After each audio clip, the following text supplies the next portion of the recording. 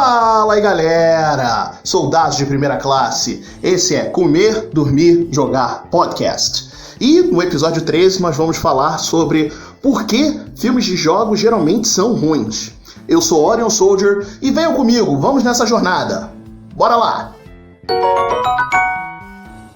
Ah, sétima arte maravilhosa. Filmes, streaming, serviços on demand. Quem aqui não gosta de sentar na frente de uma tela, seja grande ou tamanho normal, e assistir uma história, seja de uma série, seja de um filme? Eu, particularmente, tenho esse passatempo, esse hobby, e amo prestar atenção em cada detalhe, absorver, ficar mastigando aquela história, ruminando aquela história do filme, da série, do episódio que eu acabei de assistir, e acho ela maravilhosa. Porém, se tem uma coisa que eu fico feliz ao mesmo tempo atento, com precaução, é quando sai um filme que adapta a história de algum jogo eletrônico. Por quê? A grande maioria dos filmes que são inspirados em algum jogo eletrônico não são bons. Vamos tratar esse fato com realismo, o porquê que a grande maioria de filmes sobre jogos eletrônicos não dá certo. Bom, a primeira razão que eu gosto de salientar aqui é que jogos eletrônicos não são levados tão a sério, especialmente como conteúdo narrativo, porque eles geralmente são associados com brincadeira de criança, de passatempo vago, e enfim. É uma coisa que eu já mencionei no episódio 7 sobre ter vergonha de jogar, que jogos eletrônicos são tidos, querendo ou não, como um passatempo vago, um passatempo raso.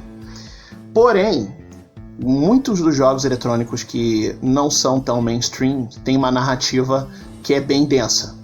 E os que são mainstream, hoje em dia, também possuem essa característica. Vou mencionar aí The Last of Us, Uncharted, Quantum Break, Control.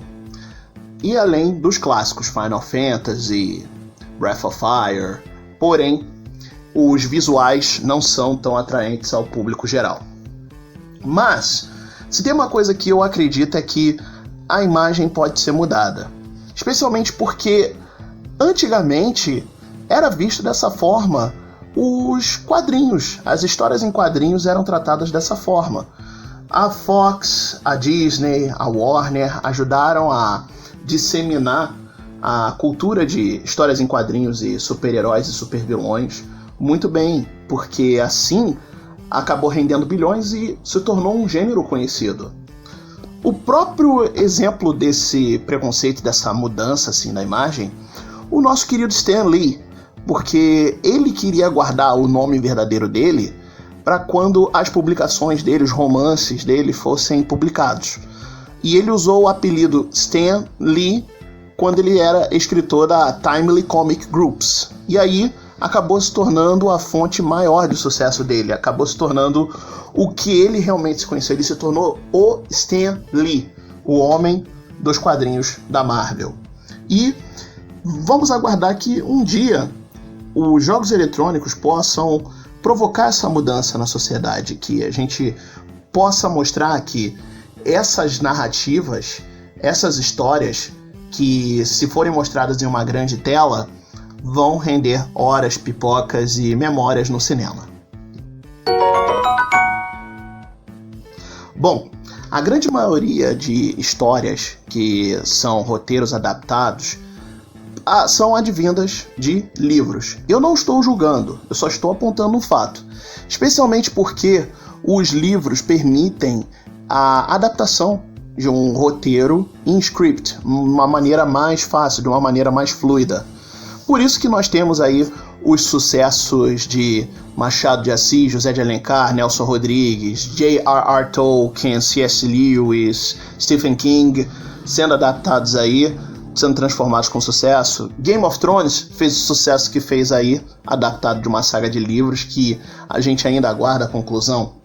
Então, os livros realmente são uma mídia muito mais favorável para adaptar para um filme do que jogos eletrônicos, e realmente são a saída mais fácil, mais rentável para um estúdio, porque jogos eletrônicos infelizmente são dissecto aquela galera bem específica que gosta de um jogo que geralmente não é uma mania, mas pode se tornar uma boa história, pode se vender.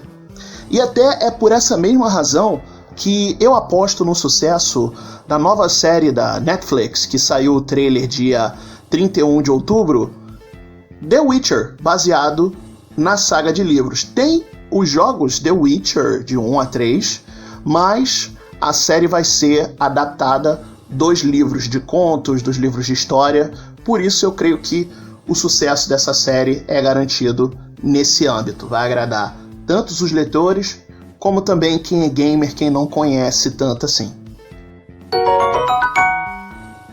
Tem também o fator cultural na adaptação de jogos eletrônicos para filmes.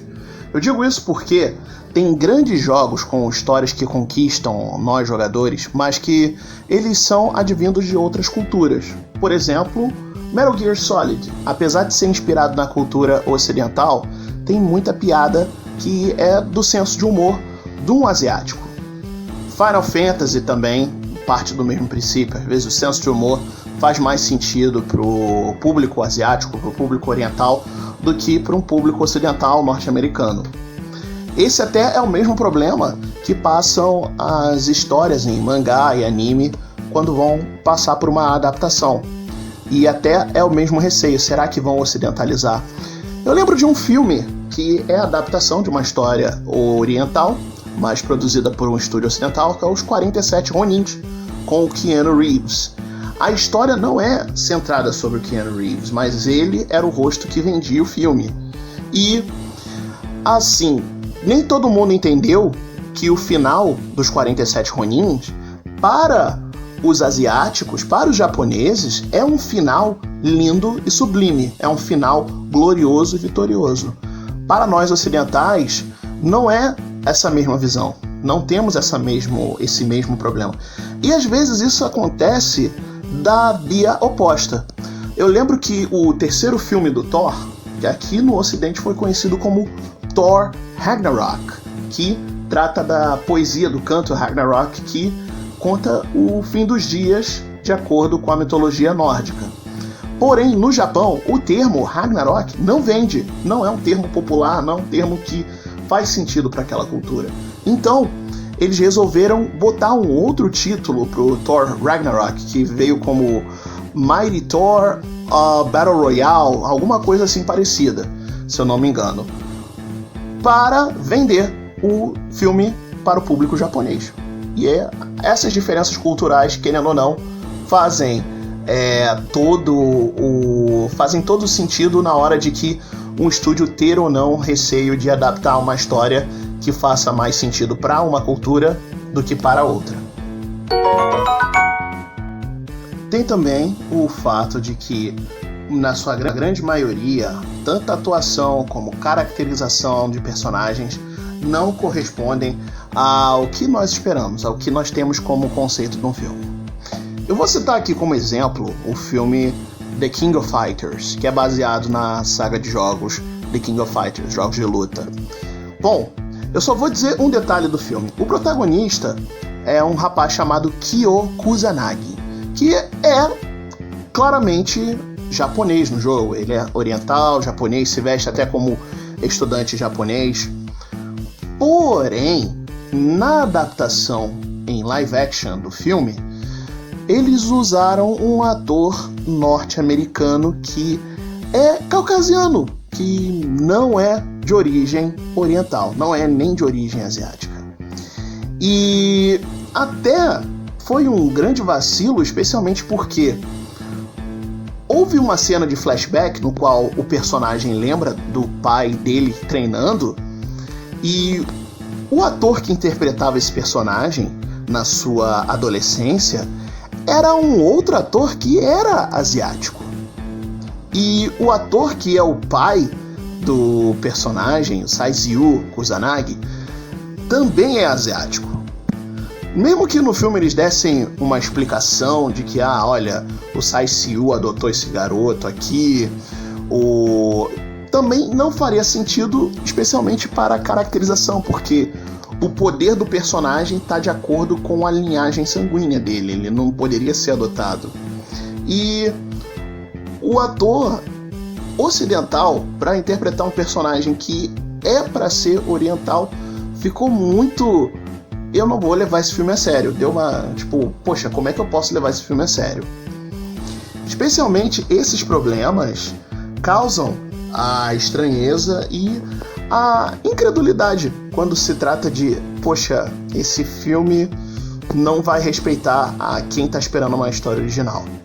Especialmente o filme novo que saiu do Doom, que francamente não tem nada a ver com o jogo. Não tem nada a ver, eles só usam nomes da empresa, da corporação que está lá no jogo, mas de resto não tem a essência do Doom, não foi capturada.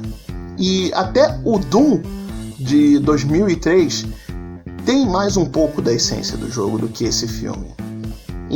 Esse é um dos maiores problemas, a adaptação que fica aquém do que nós esperamos, seja tanto na atuação como na caracterização ou na ambientação. Nesse programa, eu passei os últimos minutos dizendo por que filmes inspirados em jogos não tendem a ser bons. Agora eu acho válido mencionar as exceções da regra. Filmes que são inspirados em jogos e que são muito bons. Agradaram tanto o público geral como quem é o público fã que estava esperando a adaptação dos jogos eletrônicos. Bom, o primeiro que eu vou mencionar é desse ano, é o Pokémon Detective Pikachu, que aqui no Brasil veio como o nome Detetive Pokémon Pikachu.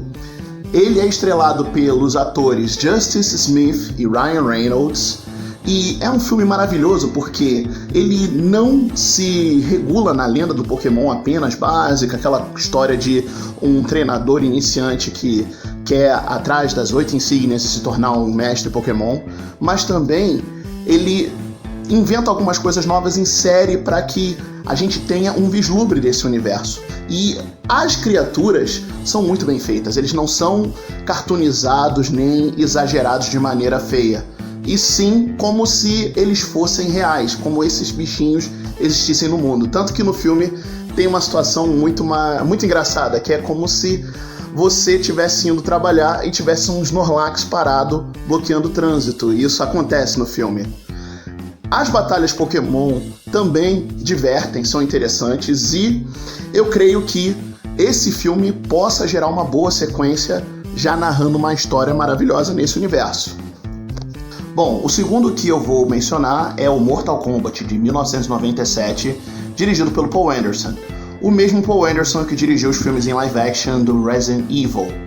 Eu não sou fã das adaptações em live action do Resident Evil, eu só gosto das 3 animações. Porém, eu devo dar o braço a torcer e dizer que o filme de 1997 do Mortal Kombat foi genial, ele me entretém até hoje. Algumas das coisas que esse filme apresentou entraram no canon do Mortal Kombat, como o romance do Johnny Cage com a Sonya e o romance do Liu Kang com a Kitana, até um personagem que foi mencionado, aparece no filme, o Mestre Boyd, ele é mencionado no Mortal Kombat 11 novamente. Ou seja, esse filme trouxe algumas coisas muito legais e algumas das cenas de luta bem elaboradas, muito legal. Esse filme foi todo gravado na Tailândia, pelo que eu soube, então ele soube utilizar bastante os cenários para representar tanto a ilha de Shang Tsung como Outworld. Outro filme que eu acho excelente mencionar é Warcraft, O Encontro de Dois Mundos, que é estrelado pelo Travis Fimmel, que interpretou Ragnar Lothbrok na série Vikings, Dominic Cooper e Ruth Negga, que são o Jesse Custer e eu esqueci o nome da personagem dela, mas ela está na série Preacher também, co-estrelando, e o Ben Foster, que fez 30 Dias de Noite, X-Men, A Batalha Final, vários filmes assim. O filme é lindo, ele se tornou a adaptação de jogos em filme que mais vendeu, passando até Prince of Persia. E a história dele é emocionante, as batalhas são épicas, o jeito que Azeroth é representada, você realmente se sente lá. E quem jogou World of Warcraft, eu acho que é uma ode para o fã da saga. E eu espero que vocês se divirtam assistindo esses filmes. É isso aí, pessoal. Esse foi o 13º episódio de Comer, Dormir e Jogar. Muito obrigado para vocês que acompanharam o episódio até aqui. Se você está ouvindo pelo YouTube, não se esqueça de deixar um like, se inscrever no canal, ativar o sininho para as notificações.